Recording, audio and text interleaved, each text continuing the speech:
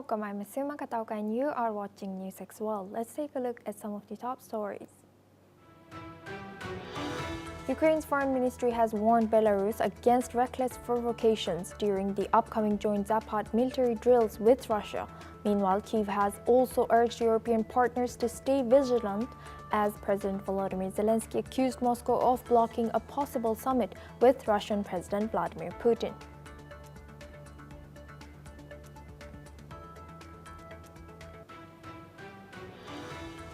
Dutch Foreign Minister Casper Veldkamp has resigned from the caretaker government, saying he disagreed with the cabinet's refusal to take stronger measures against Israel over its war in Gaza and West Bank policies. His departure comes amid escalating regional tensions as Yemen's Iran-backed Houthi group claims missile attacks towards Israel. Ghislaine Maxwell, who is serving a 20-year sentence for aiding Jeffrey Epstein's sexual abuse of minors, told Deputy Attorney General that she knew of no Epstein client list and never saw President Trump act inappropriately. Maxwell was moved to less restrictive prison, made these remarks as President Trump faces criticism over his handling of the Epstein case. President Donald Trump has nominated close political aide Sergio Gor as U.S. ambassador to India, while FBI agents simultaneously searched the Maryland home of his former national security advisor and prominent critic John Bolton as a part of a national security probe, marking the latest escalation in Trump's long-running feud with Bolton.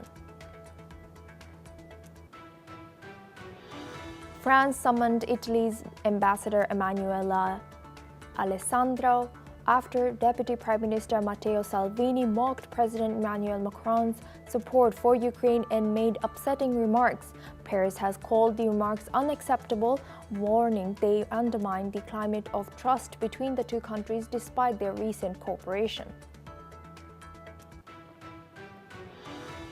South Korean President Lee Jae-myung has arrived in Japan for his first official visit since taking office, meeting Prime Minister Shigeru Ishiba to discuss strengthening bilateral and trilateral security cooperation with the United States. The summit comes ahead of Lee's Washington meeting with U.S. President Donald Trump on Monday. Pakistan's Foreign Minister Ishaq Dar has arrived in Dhaka today, marking the first high-level visit since 2012. As the two nations move to rebuild ties and prepare trade agreements, Dar is set to meet Bangladesh's interim leader Muhammad Yunus. This visit comes as India is reeling from icy relations with Dhaka after Sheikh Hasina's ouster. Argentinian authorities raided multiple properties in a bribery probe involving Diego Spagnuolo. The recently fired head of the Disability Agency collected audio leaks allegedly feature Spagnuolo claiming President Javier Milei's sister and Chief of Staff Karina Milei received kickbacks, raising questions about what could deeply embroil the government.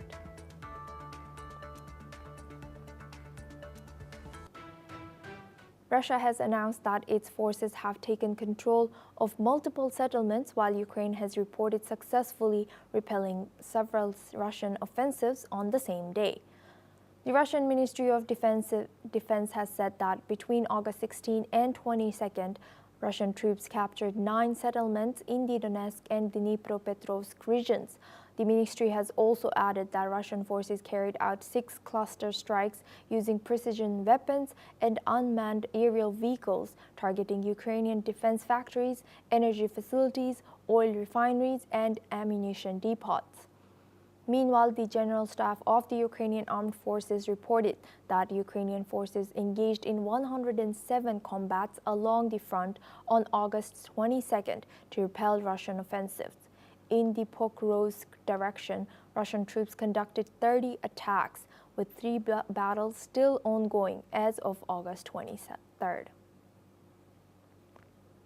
Now for this discussion, we are joined by Pathikrit Payne. He's a strategic and international affairs expert, joins us live from New Delhi. Thank you for joining us. Welcome to NewsX World. How might the conflicting reports from Russia and Ukraine both affect international perception of the war's progress? Well, first and foremost, the war is continuing in spite of that much hyped up meeting at Anchorage in Alaska. We do not see any kind of progress so far as ceasefire or cessation of conflict is concerned. It appears that Russia is pretty much concerned about the core issues of expansion of NATO, and they have made it very clear that any kind of security guarantee, if it is given to Ukraine for cessation of conflict, and if they have to have a cessation of conflict, then first and foremost, the land in Donbas region will have to be given to Russia, on which the Russians already have control. Secondly, they do not want any kind of presence of Western European NATO members in Ukraine, and which means that the Americans will have to give security guarantee, which means that the Americans will have to put their own soldiers on ground, which is next to impossible. So I think if you look at from this perspective, it has literally reached a stage of stalemate, and it is highly unlikely that we would see cessation of conflict anytime soon. In fact, even President Trump appears to have moved away from his initial commitment of ceasefire, and he has stated that he doesn't know when the conflict would end. So even though there are steps being taken for peace, for reconciliation, for but it doesn't seem that this will happen unless the core issues that Russia has raised are addressed, including primarily the expansion of NATO or rearming of Ukraine. Back to you. And Patikrit, do you think this lack of transparency from both sides can affect foreign aid and support? Well, I do not think that the European countries or America will stop aiding Ukraine. They have pledged almost in the beginning of the war, they have pledged more than $400 billion or nearly $400 billion to Ukraine. I think that aid will continue to come. A significant part of the support that Ukraine is getting is through weapon systems that are being deployed, that are being supplied. And if you see the recent trajectory of Russian attacks into Ukraine, those are primarily targeting the weapons depot, primarily those which are holding the weapons supplied by the Western European NATO members or USA. So I do not think that the supply will stop, but the way the conflict is going, already Ukraine has lost 2 crore of the population who have shifted away from Ukraine. Majority of the infrastructures in Eastern Ukraine is destroyed. Russia has started targeting Western Ukraine as well. In spite of all the aid and the weapon systems coming in, it is highly unlikely that Ukraine will be able to have any kind of edge over Russia so far as this conflict is concerned. So the fait accompli of this war is almost written, that Russia would give a decisive blow time and again to Ukraine. Back to you. Thank you very much, Patikrit, for joining us and sharing that insight. Please stay with us as we stay, and now we move on to our next news. U.S. President Donald Trump took credit for the release of Israeli hostages during a White House press conference on Friday. Speaking to reporters, President Trump revealed that fewer than 20 hostages remain alive out of the 50 initially held by Hamas, and stated that Hamas is now offering just 10 hostages in exchange for a deal. Let's listen into what he has said on this issue.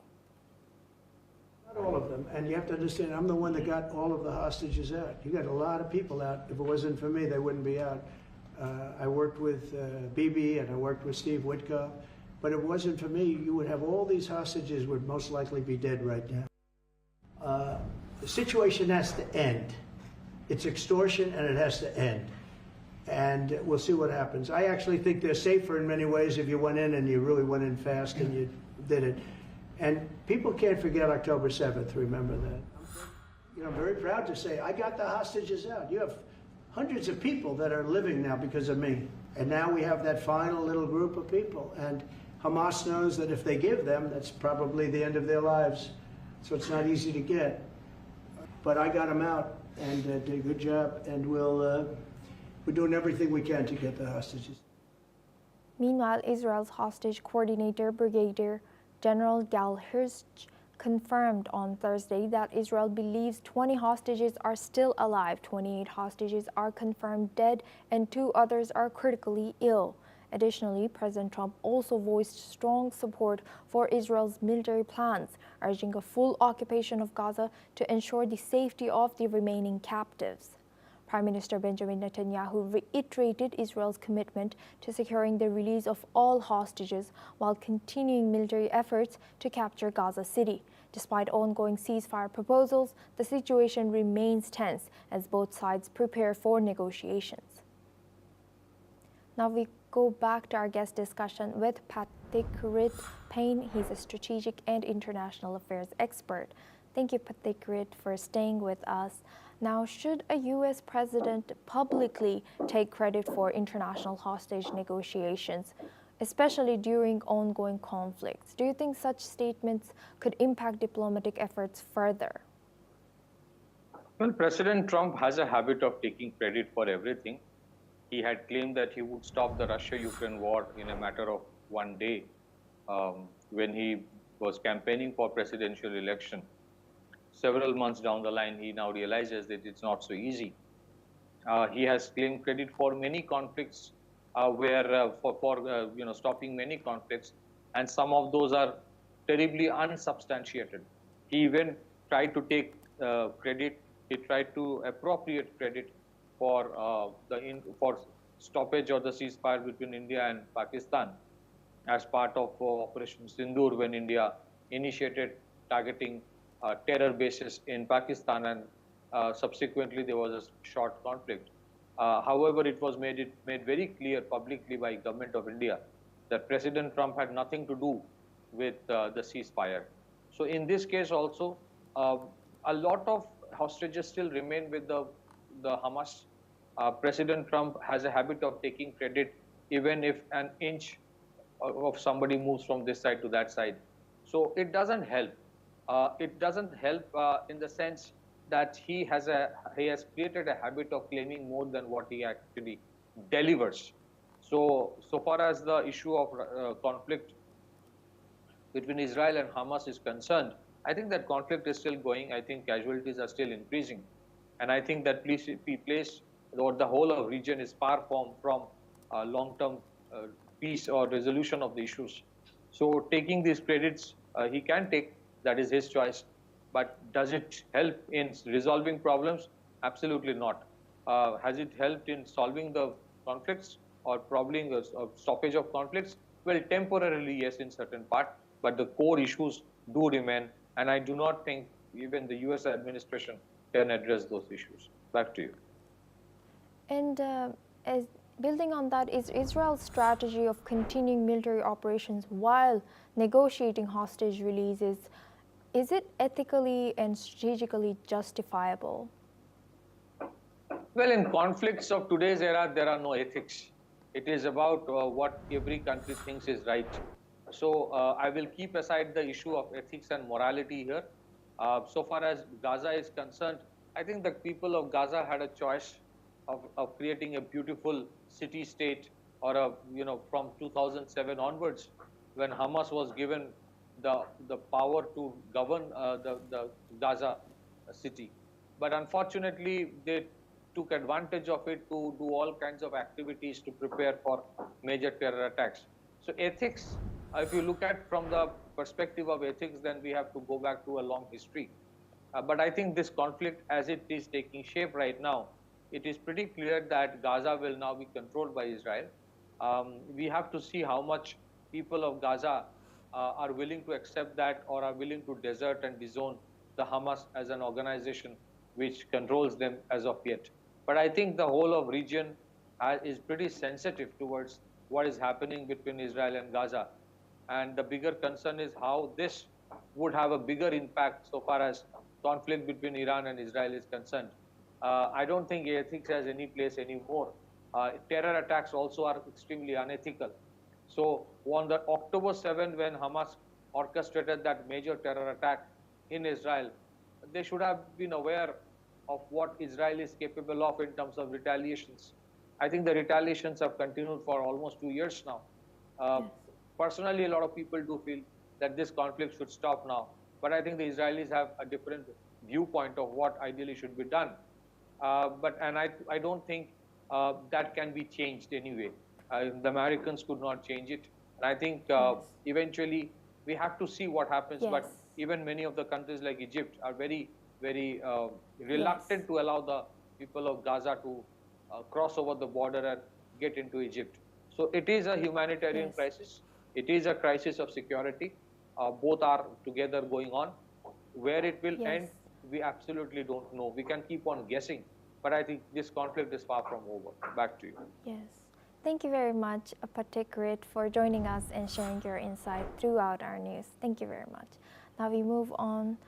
This is a matter of peace, said President Nicolas Maduro in response to the U.S. deployment of 3 warships off of Venezuela's coast. Aiming at curbing drug trafficking, he condemned the operation as an illegal attempt to overthrow his government, calling it immoral, criminal, and illegal. Maduro has emphasized that any act of aggression against Venezuela is an attack on all Latin American countries and international law. This condemnation comes as the U.S. increases pressure on Maduro, doubling its bounty to $50 million for drug charges. The U.S. recently deployed 3 Aegis-class guided missile destroyers, and reports suggest 4,000 Marines could follow. In response, Maduro mobilized 4.5 million militia members and called for rallies against U.S. intervention. The U.S. has indicted Maduro for leading the Cartel of the Suns, a cocaine trafficking network, and does not recognize his recent election victories. Let's listen into what President of Venezuela, Nicolas Maduro, has said. Este es un tema de la paz, del derecho internacional, de América Latina y el Caribe. Porque quien agrede a uno en América Latina, agrede a todos. Quien amenaza a uno, amenaza a todos los países. Así que es tiempo de valentía, de juntar el esfuerzo, de reunir la voluntad nacional, de poner a un lado diferencias menores o intestinas. Es tiempo de que Venezuela hable con una sola voz, la voz de la verdad, la voz de la patria, la voz del derecho que tenemos a la paz, al desarrollo, a la armonía. Now for this discussion, we are joined by Madhav Nalapat. He's an editorial director at TSG. Joins us live from New Delhi. Thank you, Madhav Nalapat, for joining us again. Good to see you. Now, does this deployment of U.S. warships near Venezuela constitute a justified anti-drug operation, or is it a violation of national sovereignty, according to you? Look, I'd simply like to say that this reminds me of John F. Kennedy's approval of the Bay of Pigs operation against Cuba. That basically strengthened the Cuban administration, made Fidel Castro very popular, and had a completely reverse effect to what the Americans intended. Now, he was basically advised by Cuban refugees who have been in America for 30 years, maybe 40 years. I mean, if you put it, maybe 10 years, let's say, but who know nothing of Cuba. So there are a lot of Venezuelan refugees who hate Maduro and who have been pushing for action against Maduro for a long time. And now it seems they have the ear of President Trump. The problem with President Trump, he doesn't like any information to reach him that's opposed to what his whisperers are talking to him about. And now, most recent casualty of that has been the director of military intelligence, who has been fired by the defense secretary. I mean, the defense secretary was made to fire him by President Trump because he gave factually accurate data. Now, when you're in a situation where data that reaches you, you will not accept unless the data is what you think it should be, you're in trouble. And this entire attack is a huge mistake in my view. For one thing, I don't believe that a few thousand Marines and three naval destroyers are going to do anything to dent Venezuela's defenses. Maduro will become popular in his own country, And very importantly, China has openly declared support for Maduro, which basically means that Chinese arms and weapons are going to flow to Venezuela. So you're now setting up a situation where it's going to be a confrontation between the US and China, and you're giving China a wonderful calling card to enter into different parts of South America. So very honestly, I don't understand what President Trump has been thinking about when he ordered this. I think it's very unwise, and the sooner he calls it off, the better. Yes, and Madam Nalapat, now switching at a broader picture, is President Maduro's framing of U.S. actions as a threat to all of Latin America? Do you think it's a legitimate regional concern? Look, the fact of the matter is that you have made Maduro popular among countries in Latin America. They remember the past when the Americans used to dictate to them, and this is only reviving memories of that past. So this has made Maduro quite popular once again, and you have actually rescued Maduro from his own people because he was becoming unpopular even among his own people. So I don't quite understand. I mean, but I can understand why this kind of thing happened, because when you have these Venezuelan exiles, most of whom have not been to Venezuela for several decades, or arguing for this kind of an attack, well, the fact is that let them volunteer first. Let them be the main force. In the Bay of Pigs operation, the Cuban exiles were the main force. In fact, they were the invasion force. So let the Venezuelan emigres in the US come forward and say, we will attack. Why do you want to involve US Marines in this? Why do you want to involve US lives in this? You come forward, but they're not doing that. They're hiding behind the cover of President Trump. And President Trump is deploying Marines and naval warships in, frankly, if they do go to war, it will be a futile operation, especially because China has now communicated its open support for Maduro. And frankly, China will not be the only country that regards this particular move by the US president as totally unjustified. Madam Nalapat, I would also like to ask, is there any other country in the neighborhood that can play as supporting or challenging Maduro's narrative? Look, nobody has done so far, and Maduro's narrative is very simple. He wants peace, and Donald Trump, he calls it the Americans, but it's not the Americans, it's Donald Trump wants war. Now, I don't think Trump wants war. He came to power on a promise of ending wars, not beginning new wars. But the fact of the matter is that's where this is going to lead to if he continues this deployment. If they come closer to the Venezuelan coast and if the Marines come ashore, then heaven help them. I personally believe it's a very unwise step, and the sooner Donald Trump understands this and backtracks, the better, because this is really, this is really going to be a disaster, a foreign policy disaster for the United States, Yes. as the Bay of Pigs were for the United States under John F. Kennedy. Yes. So now you're recreating another Bay of Pigs, and this time in Venezuela, and this time Yes. without the involvement of Yes. Venezuelan exiles. Thank We are only involving the U.S. Marines, who frankly don't deserve to be given this kind of command. They're overall very fine people, very well-trained people, but they're not equipped for the kind of warfare that they'll meet in. Madam Nalapat, thank you very much for joining us today and sharing your insight. We are running short in time for that discussion, but thank you very much for joining and sharing your insight. Now we move on to Asia. South Korea has fired warning shots after North Korean soldiers briefly crossed the heavily fortified border in the demilitarized zone, Seoul, earlier this week, as North Korean troops were reportedly working to permanently seal the frontier dividing the two Koreas. South Korea's military responded by firing warning shots, prompting the North Korean soldiers to retreat. Pyongyang condemned the action as a premeditated and deliberate provocation, warning it could drive tensions into an uncontrollable phase.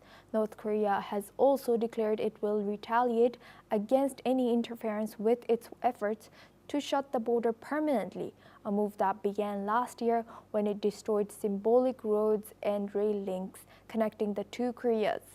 The incident follows a similar confrontation on April, when South Korea fired warning shots after a North Korean border crossing.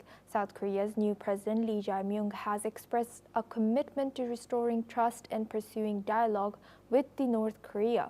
However, Pyongyang remains skeptical and continues to expand its nuclear weapons program.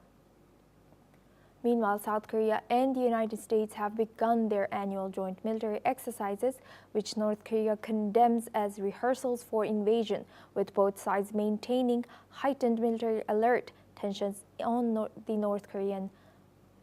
Korean Peninsula remain high.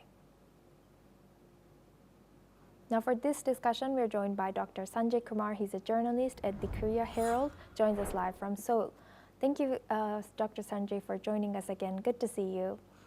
How do South Koreans perceive this recent border incidents, and do they see this as warning shot, this as a necessary response? From South Korean perspective, it is a defensive measure which needs to be responded appropriately. Although North Korean side is saying that they have informed about this action and what they were doing near the border side had been informed to the US forces in South Korea. But when these kind of actions happen, South Korean military is being mandated to do that. So it should not be seen as a deliberate provocation, but a defensive measure. And South Koreans are seeing in that way.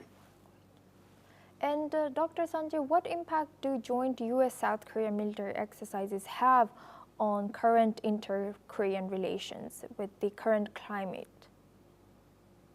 See, warning shots at the border, it is not a new thing. You know, this shows that the entire Korean Peninsula is neither at peace nor at war.